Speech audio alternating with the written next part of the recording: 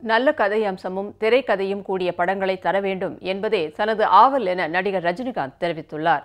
பரபரப்பான கருத்துக்களை பேசி தனது திரைப்படங்களை வெற்றி பெறச் செய்ய வேண்டும் என்ற அவசியம் இல்லை என்றும் அவர் கூறியுள்ளார். சென்னை கோடம்பாக்கத்தில் ரசிகர்களை ரஜினிகாந்த் சந்திக்கும் நிகழ்ச்சி இன்று தொடங்கியது.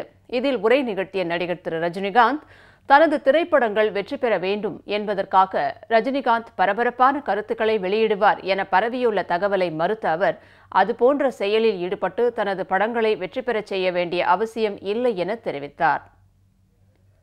ரஜினி ஒரு படம் ரிலீஸ் ஆகும் போது மட்டும் அவர் ஏதாவது ஸ்டண்ட் பண்ணுவாரு, ஏதாவது சொல்லுவாரு, படம் ஓடுறதுக்கு ஏதாவது யுக்திகளை பண்ணுவாரு அப்படின்னு சொல்லிட்டு உங்களுடைய ஆசீர்வாதத்தால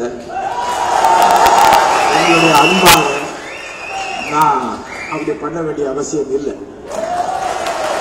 ஏன்னா என்னுடைய ரசிகர்கள் அண்ட் தமிழ் மக்கள் இதுக்கெல்லாம் ஏமாற மாட்டாங்க.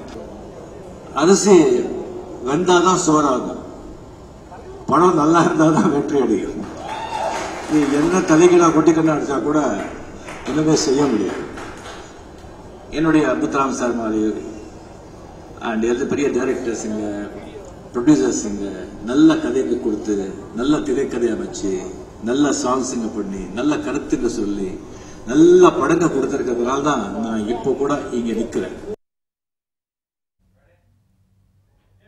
அரசியல் ஆதாயத்திற்காக தன்னை யாரும் அணுகுவதை அனுமதிப்பதில்லை என்று கூறிய திரு ரஜினிகாந்த் மனசாட்சிப்படியே தான் செயல்பட்டு வருவதாக பேசினார்.